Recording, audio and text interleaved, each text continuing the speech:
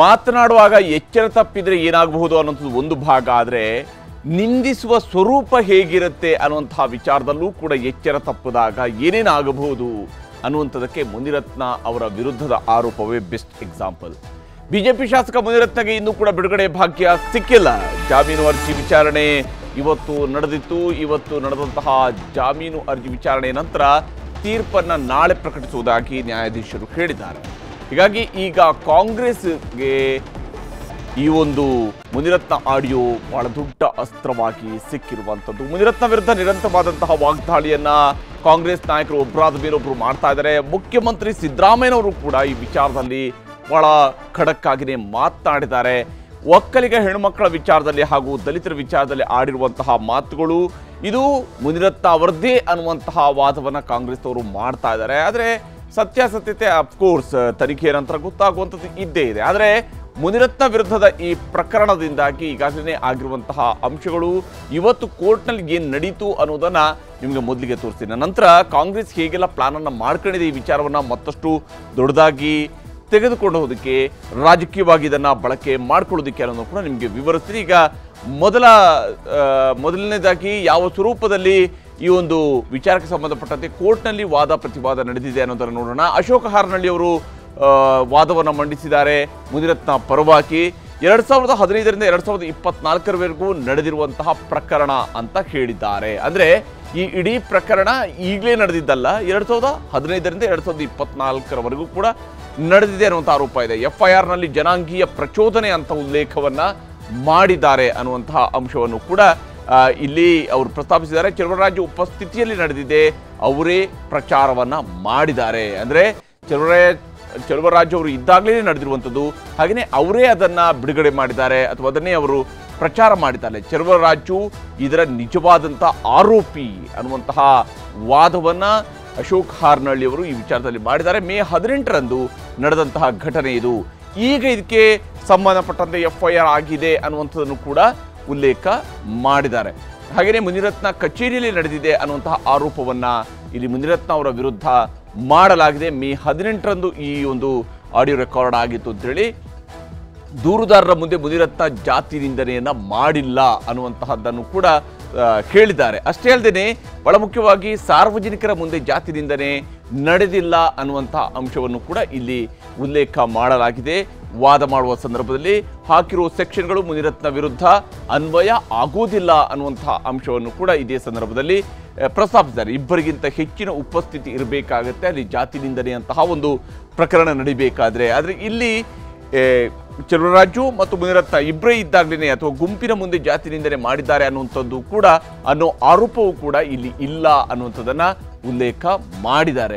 ಮಾಜಿ ಕಾರ್ಪೊರೇಟರ್ ನೀಡಿದಂತಹ ದೂರಿನ ಮೇಲೆ FIR ಆಗಿದೆ. ಈ ಒಂದು ಪ್ರಕರಣಕ್ಕೆ ಸಂಬಂಧಪಟ್ಟಂತೆ ಮಾಜಿ ಕಾರ್ಪೊರೇಟರ್ ಒಂದು ದೂರನ್ನು ಕೊಟ್ಟಿದ್ದಾರೆ, ಅದರ ಮೇಲೆ FIR ಆಗಿದೆ. ಸರ್ಕಾರದ ಉತ್ಸುಕತೆಯೂ ಕೂಡ ಇದರಲ್ಲಿ ಎದ್ದು ಕಾಣ್ತಾ ಇದೆ. ಸರ್ಕಾರ ಬಹಳ ಉತ್ಸಾಹದಿಂದ ಈ ಒಂದು ಪ್ರಕರಣವನ್ನು ಕೈಗೆತ್ತಿಕೊಂಡಂತೆ ಕಾಣ್ತಾ ಇದೆ. ಪೊಲೀಸರು ವಾಯ್ಸ್ ಸ್ಯಾಂಪಲ್ ಕಲೆ ಹಾಕಿದ್ದಾರೆ. ಸ್ಥಳ ಮಹಜರು ಕೂಡ ಈ ವಿಚಾರದಲ್ಲಿ ಆಗಿದೆ. ಪೊಲೀಸರು ಇದರಲ್ಲಿ ವಾಯ್ಸ್ ಸ್ಯಾಂಪಲ್ ಅನ್ನು ಕಲೆ ಹಾಕಿದ್ದಾರೆ, ಸ್ಥಳ ಮಹಜರಾಗಿದೆ.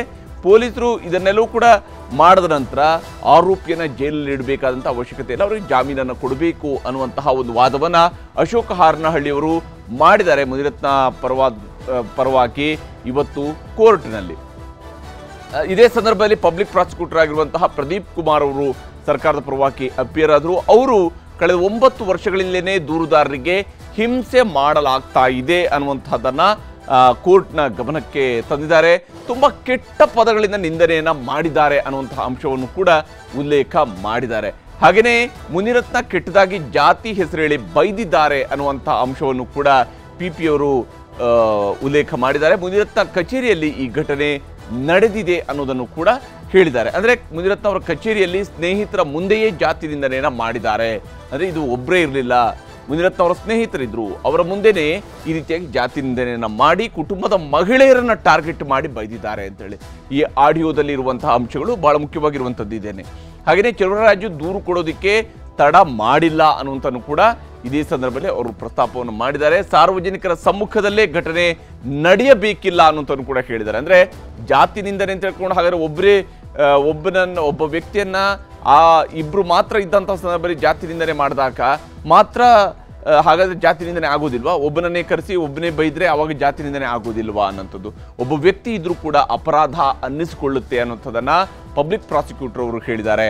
ಒಬ್ಬನೇ ಒಬ್ಬ ವ್ಯಕ್ತಿ ಇದ್ರೂ ಕೂಡ ಅದು ಜಾತಿ ನಿಂದನೆ ಆಗುತ್ತೆ. ದೂರುದಾರ ಚೆಲುವರಾಜು 9 ವರ್ಷಗಳಿಂದಲೂ ಕೂಡ ಆರೋಪಿಯ ಜೊತೆಯೇ ಇದ್ದಾರೆ ಅನ್ನುವಂಥ ಅಂಶವನ್ನು ಕೂಡ ಹೇಳಿದ್ದಾರೆ. ಯಾಕಂದರೆ ವ್ಯವಹಾರದ ವಿಚಾರಗಳಿರ್ಬೋದು, ಚೆಲುವರಾಜು ಇಲ್ಲದ ವೇಳೆ ಉದ್ದೇಶಪೂರ್ವಕವಾಗಿ ಜಾತಿ ನಿಂದನೆಯನ್ನು ಮಾಡಲಾಗಿದೆ ಅನ್ನುವಂಥ ಅಂಶವನ್ನು ಕೂಡ ಈ ಸಂದರ್ಭದಲ್ಲಿ ಹೇಳಿದ್ದಾರೆ. 2 ಜಾತಿಗಳ ನಡುವೆ ದ್ವೇಷ ಹುಟ್ಟುಹಾಕುವಂತಹ ಕೆಲಸವನ್ನು ಮಾಡಿದ್ದಾರೆ ಮುನಿರತ್ನ ಅವರು ಅನ್ನುವಂತಹ ಒಂದು ಅಂಶವನ್ನು ಕೂಡ ಕೋರ್ಟ್ನ ಗಮನಕ್ಕೆ ತಂದಿದ್ದಾರೆ. ಮುನಿರತ್ನ ಬಂಧನ ಮಾಡಿ ವಾಯ್ಸ್ ಸ್ಯಾಂಪಲನ್ನು ಪಡೆಯಲಾಗಿದೆ. ವಾಯ್ಸ್ ಸ್ಯಾಂಪಲನ್ನು ನಾವು ಹೊರಗಡೆ ತಗೊಂಡಿಲ್ಲ, ಬಂಧಿಸಿ ತೆಗೆದುಕೊಂಡಿದ್ದೀವಿ. ಮುನಿರತ್ನ ವಿರುದ್ಧ 8 ಕೇಸ್ಗಳು ಇನ್ನೂ ಕೂಡ ಬಾಕಿ ಇವೆ ಅನ್ನುವಂಥ ಅಂಶವನ್ನು ಕೂಡ ಇದೇ ಸಂದರ್ಭದಲ್ಲಿ ಪ್ರಸ್ತಾಪಿಸಿದ್ದಾರೆ. ಮುನಿರತ್ನ ಹಿನ್ನೆಲೆ ಬಗ್ಗೆ ಒಮ್ಮೆ ನೋಡಿದರೆ ಇವೆಲ್ಲವೂ ಕೂಡ ಗೊತ್ತಾಗುತ್ತೆ ಅನ್ನುವಂಥ ಅಂಶವನ್ನು ಕೂಡ ಪಬ್ಲಿಕ್ ಪ್ರಾಸಿಕ್ಯೂಟರ್ ಅವರು ಕೋರ್ಟ್ನ ಗಮನಕ್ಕೆ ತಂದಿದ್ದಾರೆ. ಬಂಧನಕ್ಕೂ ಮುಂಚಿತವಾಗಿ 41A ಅಡಿಯಲ್ಲಿ ನೋಟಿಸ್ ನೀಡುವಂತಹ ಅಗತ್ಯವೂ ಕೂಡ ಇಲ್ಲ ಅನ್ನುವಂಥ ಅಂಶವನ್ನು ಹೇಳಿದ್ದಾರೆ. ಯಾವುದೇ ವ್ಯಕ್ತಿಯ ಬಂಧನಕ್ಕೆ ನೋಟಿಸ್ನ ಅಗತ್ಯ ಇಲ್ಲ ಅನ್ನುವಂಥ ಅಂಶವನ್ನು ಪಬ್ಲಿಕ್ ಪ್ರಾಸಿಕ್ಯೂಟರ್ ಅವರು ತಮ್ಮ ವಾದದಲ್ಲಿ ಮುಂದಿಟ್ಟಿದ್ದಾರೆ. ಈ ಮೂಲಕವಾಗಿ ಇದೇ ಸಂದರ್ಭದಲ್ಲಿ ವೇಲು ನಾಯ್ಕರ್ ಅವರ ಪರವಾಗಿ, ಮಾಜಿ ಕಾರ್ಪೊರೇಟರ್ ವೇಲು ನಾಯ್ಕರ್ ರಾಯ್ಕರ್ ಅವರ ಪರವಾಗಿ ಮುಕುಂದರಾಜ್ ಅವರು, ಸೂರ್ಯ ಮುಕುಂದರಾಜ್ ಅವರು ಇವತ್ತು ಅಪಿಯರ್ ಆಗಿದ್ರು ಕೋರ್ಟ್ನಲ್ಲಿ. ಸೂರ್ಯ ಮುಕುಂದರಾಜ್ ಅವರು ವಾದವನ್ನು ಮಂಡಿಸಿದ್ದಾರೆ. ಮುನಿರತ್ನ ತುಂಬ ಪ್ರಭಾವ ಬೀರುವಂತಹ ವ್ಯಕ್ತಿ, ಪ್ರಭಾವ ಇರುವಂತಹ ವ್ಯಕ್ತಿ ಅನ್ನುವಂಥನ್ನು ಕೂಡ ಹೇಳಿದ್ದಾರೆ. ಹೀಗೆಯೇ ಹಲವು ಕ್ರಿಮಿನಲ್ ಕೇಸ್ಗಳು ಕೂಡ ಇವರ ವಿರುದ್ಧ ಇವೆ ಅನ್ನುವಂಥದ್ದನ್ನು ಸೂರ್ಯ ಮುಕುಂದರಾಜ್ ಅವರು, ವೇಲು ರಾಯ್ಕರ್ ಅವರ ಪರ ವಕೀಲರು ಹೇಳಿದ್ದಾರೆ. ಕೇಸ್ ಸಂಬಂಧ ಇನ್ನಷ್ಟು ಸಾಕ್ಷಿಗಳ ಸಂಗ್ರಹವನ್ನು ಮಾಡಬೇಕಾಗಿದೆ ಅನ್ನುವಂಥ ಅಂಶವನ್ನು ಕೂಡ ಈ ಸಂದರ್ಭದಲ್ಲಿ ಉಲ್ಲೇಖ ಮಾಡಿದ್ದಾರೆ. ಹಾಗೆಯೇ ಸೂರ್ಯ ಮುಕುಂದರಾಜ್ ಅವರು ತಮ್ಮ ವಾದದಲ್ಲಿ ಈ ಸಂದರ್ಭದಲ್ಲಿ ಜಾಮೀನನ್ನು ನೀಡಬಾರದು ಅನ್ನುವಂತಹ ಆಕ್ಷೇಪವನ್ನು ಎತ್ತಿದ್ದಾರೆ. ಹೀಗೆ ವಾದ ಪ್ರತಿವಾದವನ್ನು ಇವತ್ತು ಸಂಪೂರ್ಣವಾಗಿ ನ್ಯಾಯಾಲಯ ಆಲಿಸಿದೆ. ನ್ಯಾಯಾಲಯ ಈಗಾಗಲೇ ವಾದ ಪ್ರತಿವಾದವನ್ನು ಕೇಳಿಕೊಂಡಿದ್ದು ತೀರ್ಪನ್ನು ನಾಳೆಗೆ ಕಾಯ್ದಿರಿಸಿದೆ. ತೀರ್ಪು ಇವತ್ತೇ ಕೊಟ್ಟಿಲ್ಲ, ನಾಳೆಗೆ ಕಾಯ್ದಿರಿಸಿದ್ದಾರೆ. ಇಲ್ಲಿ ಈ ವಿಚಾರಕ್ಕೆ ಸಂಬಂಧಪಟ್ಟಂತೆ ನೋಡ್ತಾ ಹೋದಾಗ ಮುನಿರತ್ನ ಅವರನ್ನ ಟಾರ್ಗೆಟ್ ಮಾಡಲಾಗ್ತಿದೆಯಾ ಅನ್ನುವಂಥ ವಿಚಾರಕ್ಕೆ ನೋಡಿದಾಗ ವಿಶೇಷವಾಗಿ ಮುನಿರತ್ನ ವಿರುದ್ಧ ಹೋರಾಟಕ್ಕೆ ಒಕ್ಕಲಿಗ ಶಾಸಕರು ಇಳಿದಿದ್ದಾರೆ.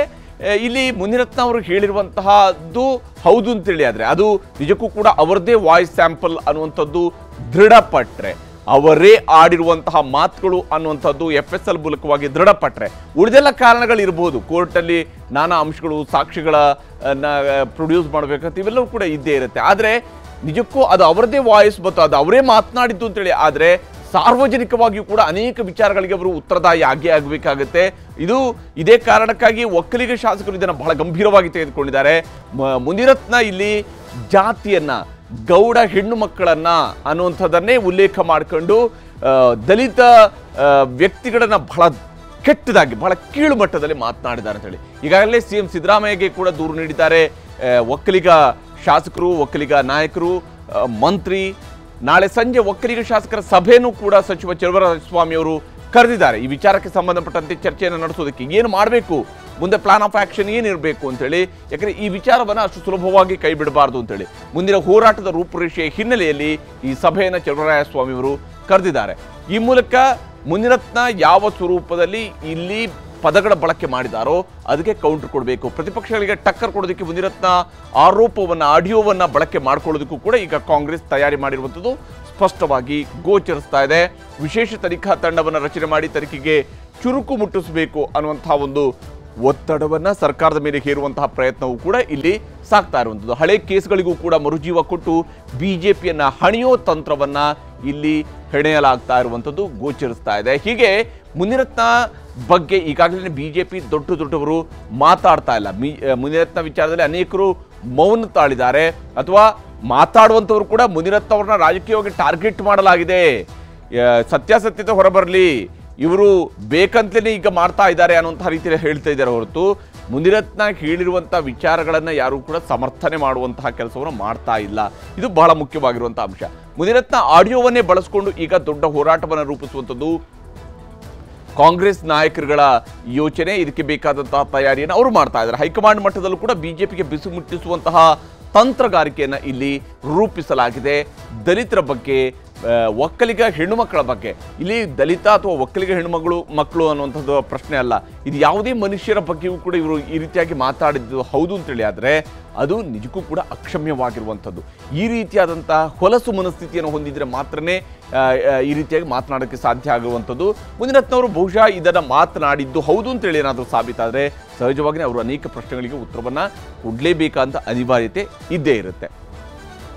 ಇನ್ನು ಈ ಪ್ರಕರಣವನ್ನು ಮುನಿರತ್ನ ಪ್ರಕರಣವನ್ನು ಸರ್ಕಾರ ಎಷ್ಟು ಗಂಭೀರವಾಗಿ ತೆಗೆದುಕೊಂಡಿದೆ ಅಂತ ಹೇಳಿದ್ರೆ ಮುಖ್ಯಮಂತ್ರಿ ಸಿದ್ದರಾಮಯ್ಯನವರು, ಉಪಮುಖ್ಯಮಂತ್ರಿ ಡಿ.ಕೆ. ಶಿವಕುಮಾರ್ ಅವರು ಕೂಡ ಇವತ್ತು ವಾಗ್ದಾಳಿಯನ್ನು ಮುಂದುವರಿಸಿದ್ದಾರೆ. ಮತ್ತು ಈ ವಿಚಾರದಲ್ಲಿ ಏನಾಗಿದೆ, ಯಾವ ಸ್ವರೂಪದಲ್ಲಿ ಇಂತಹ ಮಾತುಗಳನ್ನು ಸಹಿಸಿಕೊಳ್ಳೋದಕ್ಕೆ ಸಾಧ್ಯವೇ ಅನ್ನುವಂತಹ ಪ್ರಶ್ನೆಗಳನ್ನು ಈಗ ಮುಖ್ಯಮಂತ್ರಿಯವರು ಕೂಡ ಕೇಳ್ತಾ ಇದ್ದಾರೆ.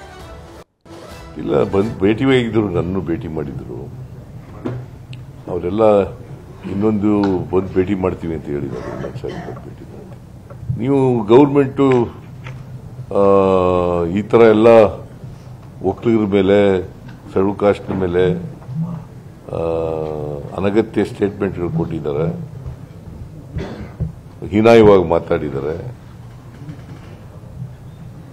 ಕೆಟ್ಟ ಭಾಷೆ, ಕೆಟ್ಟ ಪದಗಳನ್ನು ಬಳಸಿದ್ದಾರೆ, ಹೆಣ್ಮಕ್ಳ ಮೇಲೆ ಅಟ್ರಾಸಿಟಿ ಕೇಸ್ನಲ್ಲಿ ಅದು ಅಟ್ರಾಕ್ಟ್ ಆಗಂತ ಪದಗಳನ್ನು ಬಳಸಿದ್ದಾರೆ. ಸೊ ಅದಕ್ಕೆ ನೀವು ಸರ್ಕಾರ ಕಠಿಣವಾದಂಥ ಕ್ರಮ ತಗೋಬೇಕು ಅಂತ ಒತ್ತಾಯ ಮಾಡಿದ್ದಾರೆ. ಅವರು ನನಗೆ ಟೈಮ್ ಕೇಳಿದ್ದಾರೆ, ನಾಳೆ ಸಾಯಂಕಾಲ ಅವ್ರಿಗೆ ಭೇಟಿ ಮಾಡ್ತೀನಿ ಅಂತ, ಎಲ್ಲರಿಗೂ ಭೇಟಿ ಮಾಡ್ತೀನಿ ಅಂತ ನಾನು ಹೇಳಿದ್ದೀನಿ. ಈಗೂ ಎಲ್ಲ ಒಂದು ದೊಡ್ಡ ತಂಡ ಬಂದಿತ್ತು, ಎಲ್ಲ ಹೋರಾಟ ನಡೀತಾ ಇದೆ. ಯಾವ ರೀತಿ ಅಂತ ಅಶೋಕಣ್ಣನ ನುಡಿಮುತ್ತು ಕೂಡ ನಾನು ಕೇಳಿದ್ದೀನಿ, ಬೇರೆಯವ್ರ ಮಾತುಗಳು ಕೂಡ ನಾನೆಲ್ಲ ಗಮನಿಸಿದ್ದೀನಿ. ಇಲ್ಲಿ ಬಂದ ಮೇಲೆ ನಾನು ಅದ್ರ ಬಗ್ಗೆ ಮಾತಾಡ್ತೀನಿ. ದೇವೇಗೌಡರ ಸರ್ವೋಚ್ಚ ನಾಯಕರು ಅಂತ ಹೇಳಿದ್ದಾರೆ. ನಾವಿಲ್ಲ ಅಂತ ಹೇಳಿದ್ವಿನಪ್ಪ. ದೇಶಕ್ಕೆ ಪ್ರಧಾನಮಂತ್ರಿ ಆದವ್ರನ್ನ ನಾವು ನಾಯಕರಲ್ಲ ಅಂತ ಹೇಳಕ್ ಸಾಧ್ಯನಾ? ಕಾಂಗ್ರೆಸ್ ಪಾರ್ಟಿನೇ ಅವ್ರನ್ನ ದೇಶದ ಪ್ರಧಾನಮಂತ್ರಿ ಮಾಡಿದೆ. ಬಿಜೆಪಿಯವ್ರೇನು ಮಾಡಲಿಲ್ಲ. ಅವ್ರನ್ನೇನು ಮಾಡಲಿಲ್ಲ. ಇದೇ ಬಿಜೆಪಿಯವ್ರಿಗೆ ಅಧಿಕಾರ ಕೊಡದೆ ಹೋದಾಗ ಏನೇನು ಮಾತಾಡಿದ್ರು? ಯಡಿಯೂರಪ್ಪನವ್ರು ಏನು ಮಾತಾಡಿದ್ರು? ಇದೇ ಅಶೋಕ ಏನು ಮಾತಾಡಿದ್ರು? ಸುಮ್ಮನೆ ಅವೆಲ್ಲ ಟೈಮ್ಗೆ ಅಡ್ಜಸ್ಟ್ಮೆಂಟ್ಗೆ ಏನೋ ಮಾಡ್ಕೊಂಡು ಹೋಗ್ತಾ ಇದ್ದಾರೆ. ಪಿತೂರಿ ಮಾಡ್ತಾ ಇದ್ದಾರೆ ಮುನಿರತ್ನ ವಿರುದ್ಧ. ಅಮ್ಮ ಮತ್ತು ತಮ್ಮ ಸಹೋದರರು ಪಿತೂರಿ ಮಾಡ್ತಿದ್ದಾರೆ ಬಿಜೆಪಿಯವರು ಆರೋಪ. ಹೌದಾ? ಓಕೆ. ನಾವು ಅವ್ರಿಗೆ ಬಾಯಿಗೆ ಮಾತಿಗೆ ನಾವು ಹೇಳ್ಕೊಟ್ಟಂಗೆ ಅವರು ಡೈಲಾಗ್ ಹೊಡಿತಾ ಇದಾರಾ? ಅಲ್ಲಪ್ಪ, ಈಗ ಅವ್ರು ಏನೇನು ಡೈಲಾಗು ನಾನು ನೋಡಿದೆ, ನಾನು ಸ್ವಾಮಿಗಳು ನೋಡೋದಂತೆ ನಾನು ನೋಡಿದೆ. ಈಗ ನಾವು ಹೇಳ್ಕೊಟ್ವ ಅವ್ರಿಗೆ ಹಿಂಗ್ ಡೈಲಾಗ್ ಹೊಡಿ ಅಂತ ಅಂದ್ಬಿಟ್ಟು. ಡೈಲಾಗ್ ಪ್ರೊಡ್ಯೂಸರ್ಗಳೆಲ್ಲ ಯಾರಿದ್ದಾರೆ, ಡೈರೆಕ್ಟರ್ಗಳು ಯಾರಿದ್ದಾರೆ, ಎಲ್ಲ ಅವ್ರ. ಹೀಗೆ ಮುನಿರತ್ನ ಪ್ರಕರಣವನ್ನು ಬಹಳ ಗಂಭೀರವಾಗಿ ಕಾಂಗ್ರೆಸ್ನವರು ತೆಗೆದುಕೊಂಡಿರುವಂಥ ಸ್ಪಷ್ಟ ಇದೆ. ಮತ್ತು ಇದನ್ನು ಪ್ರತಿಯೊಂದು ಅಂಶವನ್ನು ಕೂಡ ಮುಂದಿಟ್ಟುಕೊಂಡು ಕೇವಲ ಮುನಿರತ್ನಗೆ ಮಾತ್ರ ಸೀಮಿತವಾಗಿ ನೋಡದೇನೆ ಇದನ್ನು ಒಕ್ಕಲಿಗ ವಿಚಾರವಾಗಿಯೂ ಕೂಡ ತೆಗೆದುಕೊಂಡು, ದಲಿತ ವಿಚಾರವಾಗಿಯೂ ಕೂಡ ತೆಗೆದುಕೊಂಡು ಬಿಜೆಪಿ ಮತ್ತು JDSನ ವಿರುದ್ಧ ವಾಗ್ದಾಳಿಯನ್ನು ನಡೆಸ್ತಾ ಇರುವಂಥದ್ದು ಕೂಡ ಇಲ್ಲಿ ಬಹಳ ಪ್ರಮುಖವಾಗಿರುವಂತಹ ಅಂಶ. ಇದನ್ನು ಹೇಗೆ ಮುಂದೆ ರಾಜಕೀಯವಾಗಿ ಬಳಕೆ ಮಾಡ್ಕೊಳ್ತಾರೆ ಅನ್ನೋದು ಕೂಡ ನೋಡಬೇಕಾಗಿದೆ. ಬಹಳ ಮುಖ್ಯವಾಗಿರುವಂಥದ್ದು ಈ ಪ್ರಕರಣದಲ್ಲಿ FSL ವರದಿಯಾಗಿರುತ್ತೆ. FSLನಲ್ಲಿ ಒಂದು ವೇಳೆ ಇದು ಆಡಿಯೋ ಸ್ಯಾಂಪಲನ್ನು, ಈಗ ಏನು ಇವರ ವಾಯ್ಸ್ ಸ್ಯಾಂಪಲನ್ನು ಏನು ತೆಗೆದುಕೊಂಡಿದ್ದಾರೆ ಮತ್ತು ಆಡಿಯೋ ಏನು ಇವೆರಡನ್ನೂ ಕೂಡ FSL ಕಳಿಸಿದ್ದಾರೆ, ಇವೆರಡೂ ಮ್ಯಾಚ್ ಆಯಿತು ಅಂತ ಹೇಳಿದರೆ ಖಂಡಿತವಾಗಲೂ ಕೂಡ ಇದು ಮುನಿರತ್ನ ಅವರ ಪಾಲಿಗೆ ಬಹಳ ದೊಡ್ಡ ಸಂಕಷ್ಟವನ್ನು ತಂದಿಡುವಂಥದ್ದು ನಿಶ್ಚಿತ.